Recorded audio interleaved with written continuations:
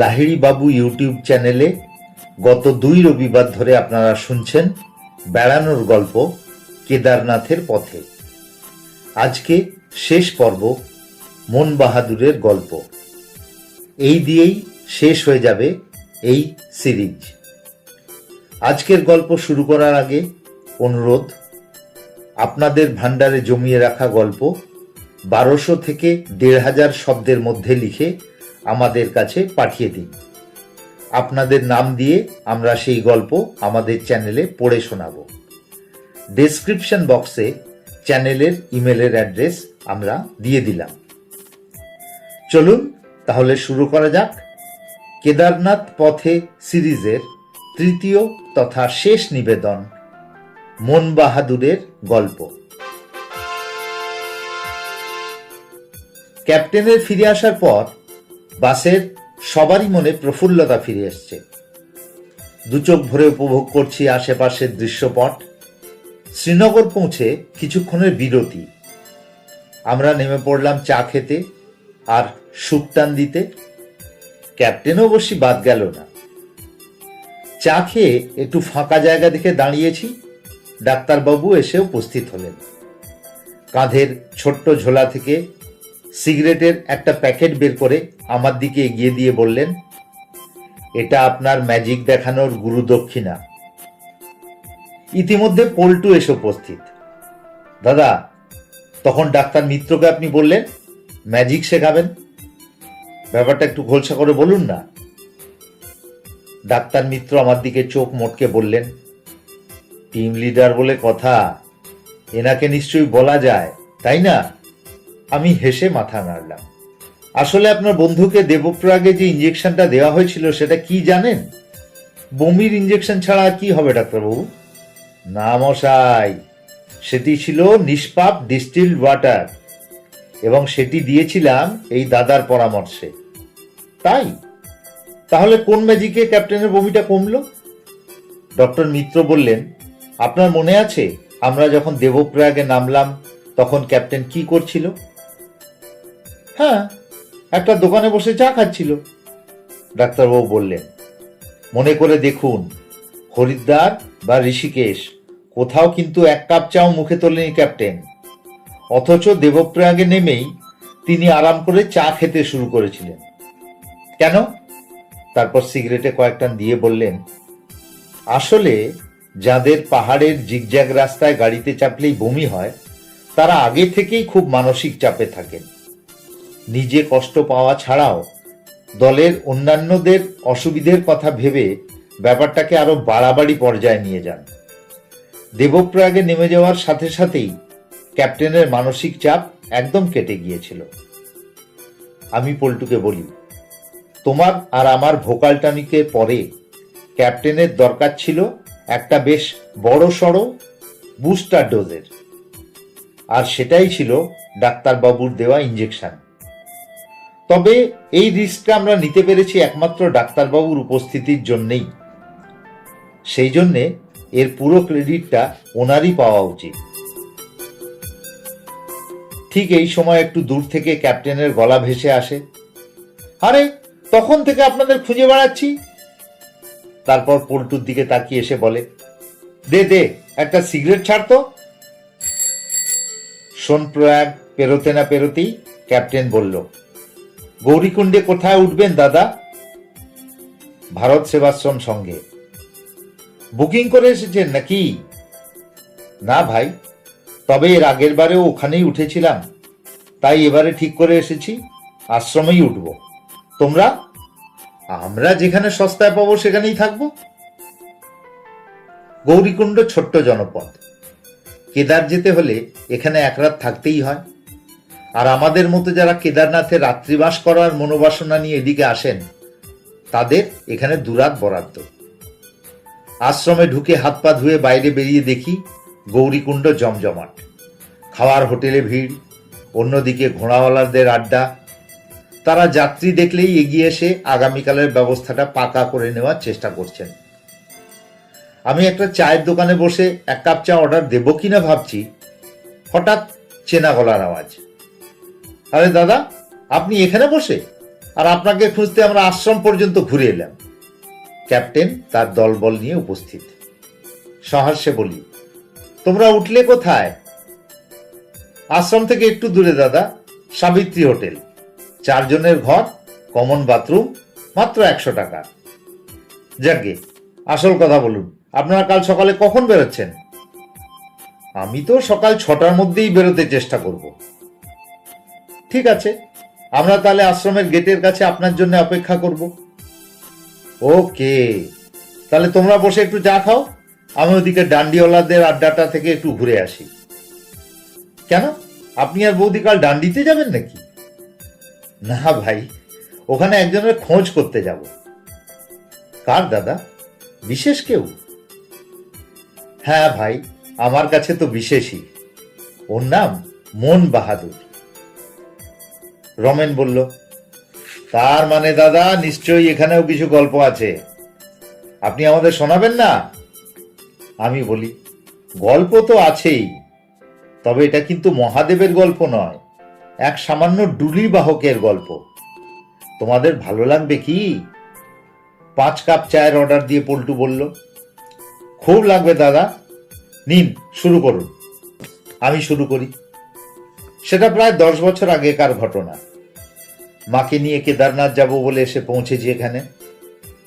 মাকে আশ্রমে রেখে সন্ধেবেলায় বেরিয়েছি মার জন্যে ডুলি ঠিক করতে।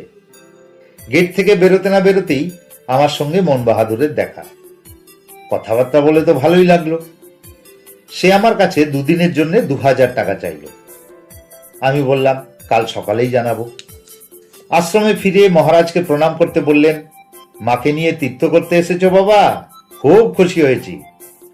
ভগবানের কাছে প্রার্থনা করি তোমাদের যাত্রা যেন সফল হয়। তা কিভাবে যাওয়া স্থির করেছ? বললাম, মহারাজ, আমি ঘোড়াতে যাব আর মাকে ডুলিতে নিয়ে যাব। মাকে ডুলিতে নিয়ে যাবে, ভালো কথা, তা তুমি ঘোড়া নেবে কেন? বুঝলাম না মহারাজ, আপনি কি বলছেন? ওদিকে তাকাও দেবাশিস, দেখো একটা বোর্ডে লেখা আছে, একজন সুস্থ সবল মানুষ হেঁটে 6 থেকে 7 ঘন্টায় গৌরীকুণ্ড থেকে কেদারনাথ পৌঁছতে পারেন। তা তুমি কি নিজেকে একজন সুস্থ সবল মানুষ বলে মনে করো না? কি বলবো, নিরুত্তর রইলাম। মহারাজ বলে চললেন, এই পথে হেঁটে যেতে পারলে দেখবে পায়ে পথ পাড়ি দিয়ে তীর্থযাত্রায় কত আনন্দ। সত্যি কথা বলতে কি, কেদারনাথ যাত্রার আসল আনন্দ এই যাওয়াতেই। এই পথে প্রায় সর্বক্ষণ তোমার পাশে পাশে মন্দাকিনী বয়ে চলবেন। তোমার দুচোখ ভরে যাবে প্রকৃতির অপূর্ব দৃশ্যাবলী দেখতে দেখতে। তোমরা তো কেউ ঘোড়ায় চড়তে অভ্যস্ত নও, তাই পুরো রাস্তাটাই নিজেকে সামলানো নিয়ে মশগুল থাকতে হবে। হেঁটে যাও বাবা, এর মতো সুখ আর পাবে না। যথা আজ্ঞা মহারাজ, আপনি যখন বলছেন তখন হেঁটেই যাব, কিন্তু মার ডুলির কি ব্যবস্থা হবে? সেসব নিয়ে তুমি একদম চিন্তা করো না, সে আমি ঠিক করে দেব। আজ তোমরা তাড়াতাড়ি খাওয়া দাওয়া করে শুয়ে পড়ো, চেষ্টা করো কাল সকাল 5টা থেকে 6টার মধ্যে রওনা হওয়ার। পরদিন সকালে নিচে নেমে দেখি মহারাজের সামনে আমাদের মতো বেশ কিছু যাত্রী আর স্থানীয় মানুষ ভিড় করে দাঁড়িয়ে আছেন। আমাকে দেখে মহারাজ বললেন, তোমার সঙ্গে মন বাহাদুরের কাল রাতে কথা হয়েছিল? উত্তর দিলাম, হ্যাঁ মহারাজ। এরপর মন বাহাদুরের সঙ্গে সব কথা মহারাজই বললেন। যে মাইজিকে তোমাকে কেদারনাথ নিয়ে যেতে হবে তাকে দেখেছো মন বাহাদুর? নেই মহারাজ। তুমি কালকে যার সাথে কথা বলেছো মাইজি ঠিক তার পাশে দাঁড়িয়ে আছেন। আজকে ওনাকে নিয়ে যেতে হবে, আজকে ওনারা কেদারনাথে থাকবেন, কাল সকালে পুজো দিয়ে তারপরে ফিরে আসবেন, বুঝেছো? মহারাজ। কত লাগবে? মহারাজ। আরে শুধু মহারাজ মহারাজ বললে হবে, বলো কত টাকা লাগবে? जो आप ठीक समझिएगा महाराज। 1000 रुपया। महाराज। সুখা। মহারাজ। এবারে মহারাজ আমার দিকে ফিরলেন। দেবাশিস, তুমি সুখা মানে জানো? না মহারাজ। সুখা মানে হলো 1000 টাকা ছাড়া ও আর কিছু পাবে না। রাস্তায় চা খাওয়া, কেদারনাথে থাকা খাওয়া, কম্বল, সব খরচা ওর। বুঝেছি মহারাজ। এরপর মহারাজ মন বাহাদুরের দিকে তাকিয়ে বললেন, তুমি তোমার টোকেনটা আমাকে দিয়ে যাও মন বাহাদুর। এখন তুমি 200 টাকা নিয়ে নাও, বাকি টাকা ফিরে এসে আমার সামনে নেবে। মহারাজ। এরপর আমাকে মহারাজ ডেকে প্রায় ফিস ফিস করে বললেন, দেবাশিস, এরা কিন্তু গরিব মানুষ, পারলে একটু চা জল খাবার খাইয়ে দিও। বাইরে বেরিয়ে মন বাহাদুরকে বললাম, চলুন একসাথেই যাব। মন বাহাদুর হেসে বললেন, বাবু সাহেব, আপনার থেকে অনেক তাড়াতাড়ি আমরা হাঁটতে পারি, তবে চিন্তা করবেন না, মাইজিকে নিয়ে আপনার জন্য আমরা রামওয়াড়া চটিতে অপেক্ষা করব। এরপর মাকে নিয়ে ওরা 4 জন রওনা হলেন জয় কেদারনাথ বলে। আমিও দেবতার উদ্দেশ্যে একটা প্রণাম জানিয়ে পা বাড়ালাম। একটু এগোতেই চড়াই শুরু। ডান দিকে বয়ে চলেছে মন্দাকিনী, কখনো শান্তভাবে, কখনো বা তার রূপ উচ্ছল, আর চারিদিকে পাহাড় আর পাহাড়। কি নিসর্গ! মহারাজ ঠিকই বলেছিলেন। প্রায় 4 ঘন্টা হেঁটে রামওয়াড়া চটিতে পৌঁছলাম। রামওয়াড়া পৌঁছে দেখি একটা দোকানে মা পা ছড়িয়ে বেশ আয়েশ করে বসে আছে। বললাম, শরীর ঠিক আছে তো মা? কোনো অসুবিধে হচ্ছে না তো?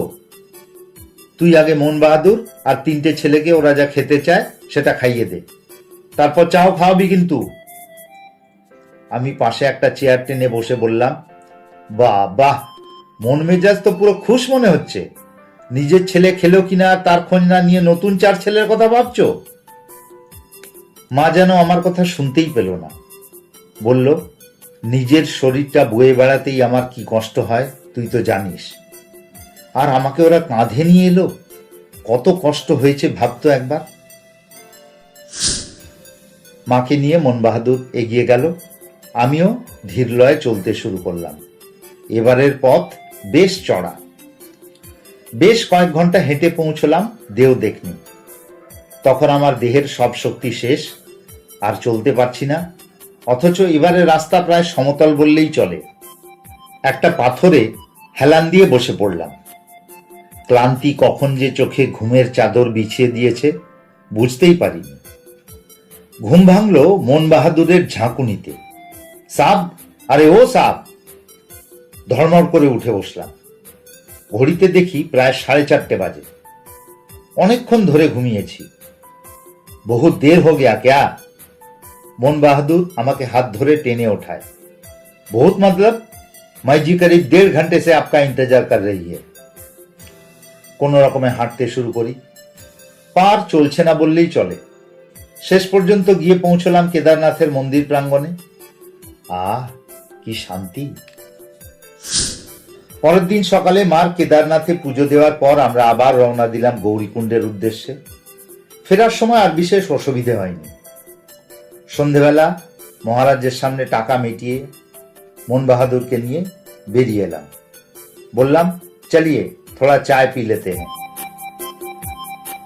চায়ের দোকানে বসে প্যাকেট থেকে একটা সিগারেট বের করে মন বাহাদুরের হাতে দিলাম।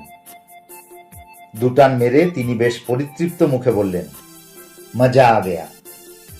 চায়ে চুমুক দিয়ে বললাম, এত কষ্টকর একটা জীবিকা বেছে নিয়েছেন কেন?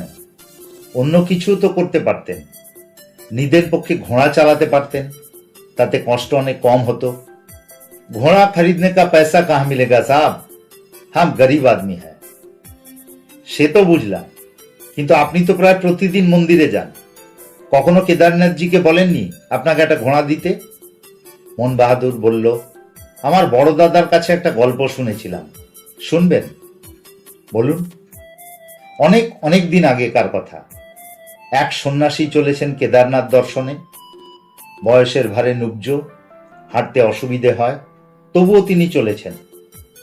খানিকক্ষণ চলার পর তার খুব কষ্ট হতে শুরু করলো, তবুও তিনি হেঁটে চলেছেন আর বলছেন, এক ঘোড়া দিলাই দে রাম, অর্থাৎ হে রাম, আমাকে একটা ঘোড়া দাও।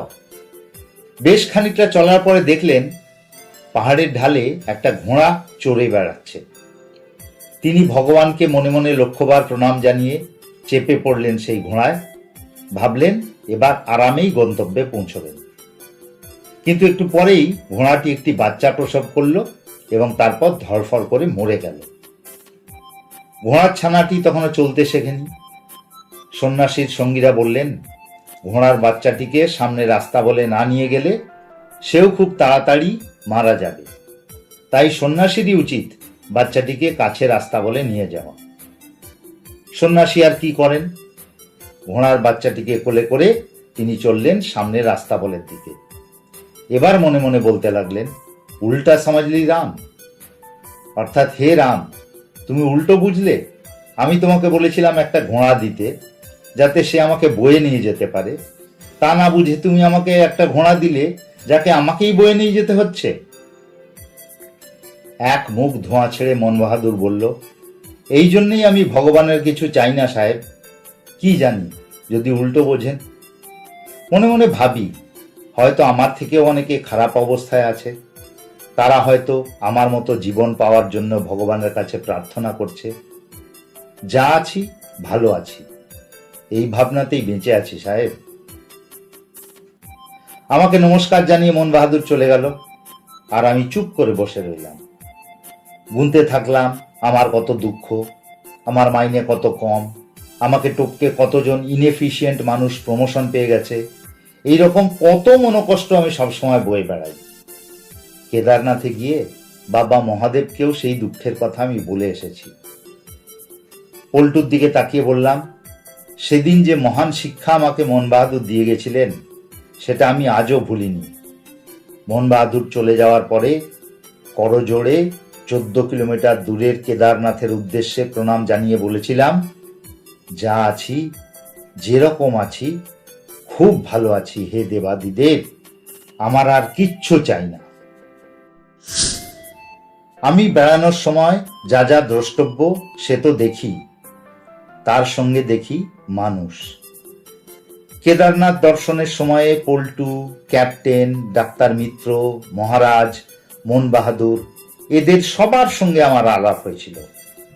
আমি মনে করি এটাই আমার আসল পাওনা। আমাদের সবার ভেতরেই তো দেবতা বিরাজ করেন, তাই না? যে কোনো ভ্রমণে আমি এই দেবতাদেরকেই খুঁজে বেড়াই।